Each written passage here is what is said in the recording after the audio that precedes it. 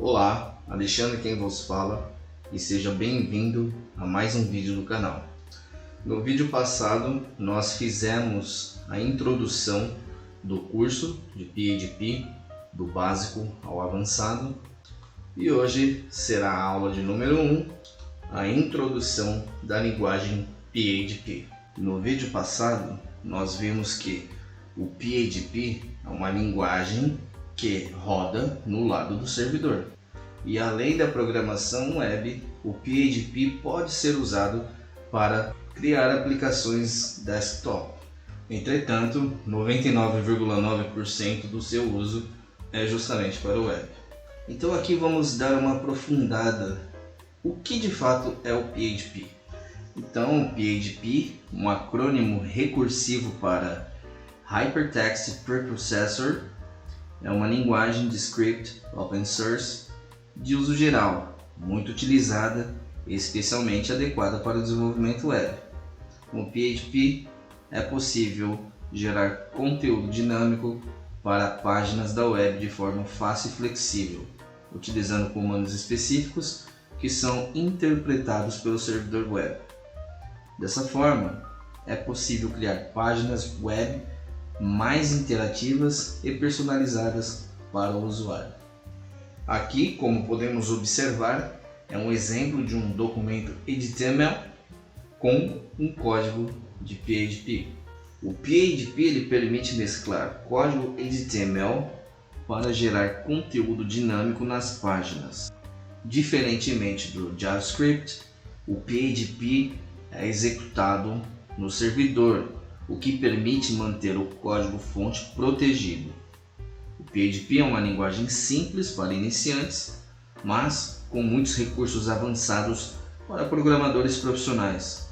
Além de scripts do lado do servidor, é possível fazer muito mais com o PHP e iremos ver exatamente agora. Então, PHP é uma linguagem back-end e focada em scripts do lado do servidor e pode fazer qualquer coisa que outro programa CGI pode fazer, como coletar dados de formulários, gerar páginas com conteúdo dinâmico ou enviar e receber cookies. E existem três áreas principais onde os scripts PHP são usados. São os scripts do lado do servidor, scripts de linha de comando, que geralmente são para fazer backups ou automatizar tarefas rodadas em segundo plano no servidor, que no caso seriam mais rotinas para o servidor e não interação com o usuário. E escrever aplicações desktop, como mencionei no começo do vídeo. O PHP pode ser utilizado na maioria dos sistemas operacionais e servidores web, trabalhando tanto como módulo quanto um processador CGI. E o PHP também é uma linguagem que tem dois tipos de comportamentos. Com o PHP é possível escolher entre utilizar a programação estruturada, que no caso é a programação procedural, ou a programação orientada a objetos, ou ainda uma mistura das duas. E o PHP pode ser utilizado para a criação de formulários na web que os usuários podem preencher e enviar para processamento. E o Content Management System, ou sistemas de gerenciamento de conteúdo, o PHP também é frequentemente usado para criar CMS, que permitem que os usuários gerenciem o conteúdo de seus sites sem precisar da habilidade de programação.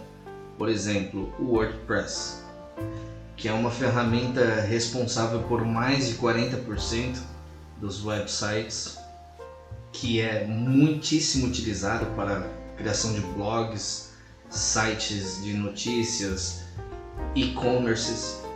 E temos outras ferramentas também como Joomla, Drupal, Magento.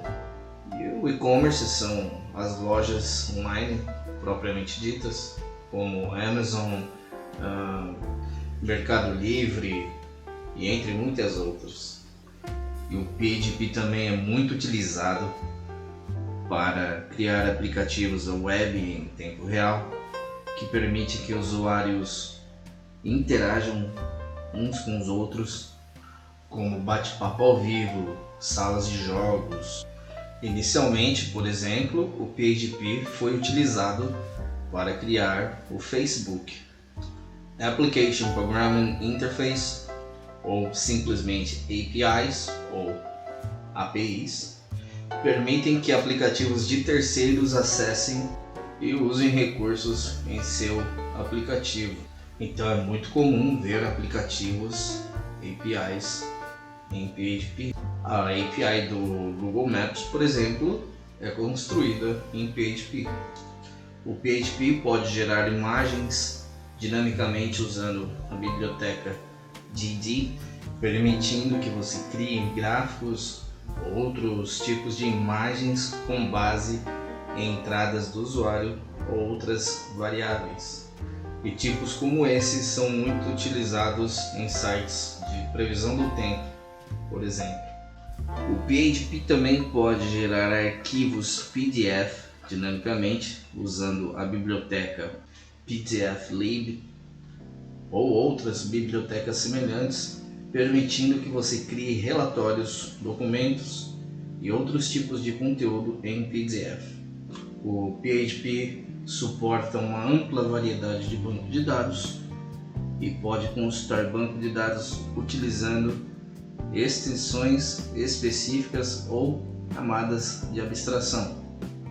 O PHP tem suporte para comunicação com outros serviços utilizando protocolos como todos esses que estão escritos aí na tela e outros, além de permitir a abertura de sockets de rede.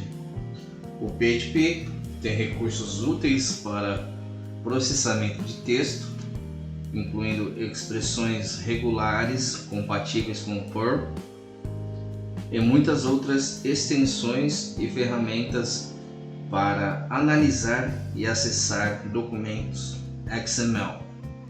Então, agora que já vimos o que o PHP é capaz de fazer, vamos dar uma olhada como tudo começou.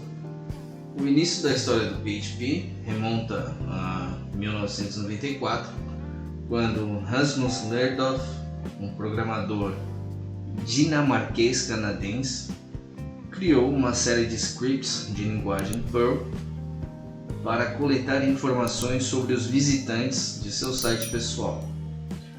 E Lertoft expandiu esses scripts ao longo dos anos, adicionando funcionalidades à medida que as necessidades surgiam.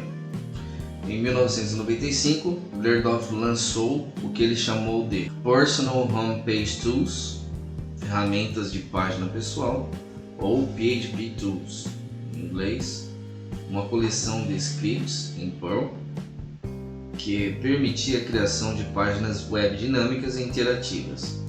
Com o tempo, a popularidade dos scripts cresceu, mas Lertoft percebeu que precisava de algo mais poderoso para atender às demandas de seus clientes. Foi então que, em 1997, Andy Gutzman e Ziv Zurewski, dois estudantes de ciência da computação da Universidade de Tel Aviv, em Israel, começaram a trabalhar em uma versão mais robusta do PHP chamada de PHP 3. A versão mais robusta do PHP, até então, lançada em 1998, incluiu muitas das funcionalidades que os programadores modernos ainda utilizam. O PHP 4, ou 4, lançado em 2000, adicionou uma arquitetura da extensão mais flexível, melhorias no suporte a cookies e suporte a sessões. E lançado em 2004, o PHP 5 introduziu muitas funcionalidades novas e importantes, como suporte à orientação a objetos mais robusto, suporte à interface e novos recursos de gerenciamento de exceções, além da Engine's End. Em 2008, o PHP incluiu um novo modelo de objetos, suporte para namespace, suporte para métodos mágicos e um recurso de acesso a membros em tempo de execução. Lançado em 2012, adicionou uma sintaxe mais simplificada, suporte a arrays mais poderosos e melhorias no gerenciamento de erros. Em 2014, trouxe suporte para constants de arrays, operadores de variáveis e novos recursos de gerenciamento de erros.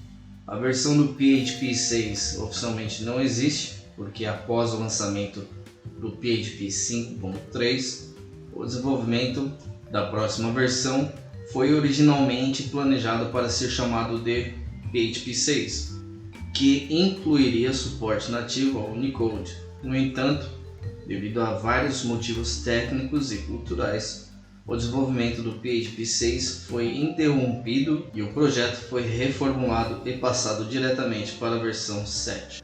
E lançado em 2015, introduziu melhorias significativas em desempenho e segurança, suporte para tipagem estrita de variáveis, operadores de navegação seguro e operadores de coalescência nula. E a versão mais atual, até o presente momento da gravação desse curso, é a 8.2.3, lançada em janeiro de 2023, trazendo melhorias significativas no desempenho e na segurança. Agora vamos dar uma olhada no funcionamento do PHP. Aqui temos um workflow que basicamente resume como o PHP se comporta. Então, como sabemos, tudo começa através do usuário, que primeiro vai fazer uma requisição ao servidor de um documento PHP. O servidor web recebe a requisição e verifica se a página solicitada contém algum tipo de script PHP.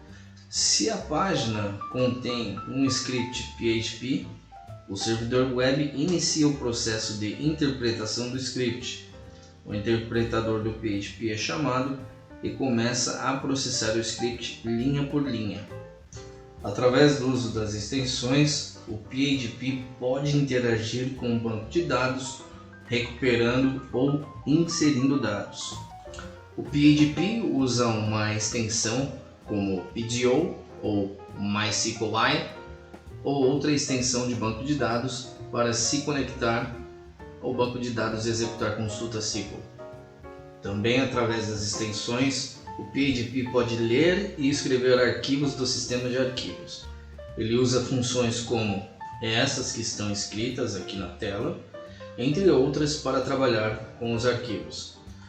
Dentro das próprias extensões temos as libraries, as bibliotecas, e o PHP pode fazer o uso dessas funções e classes definidas pelos desenvolvedores ou por terceiros.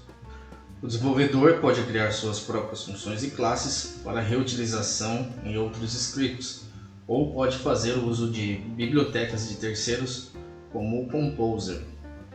E através do próprio interpretador, PHP pode gerar saída em vários formatos, incluindo HTML, JSON, XML, entre outros.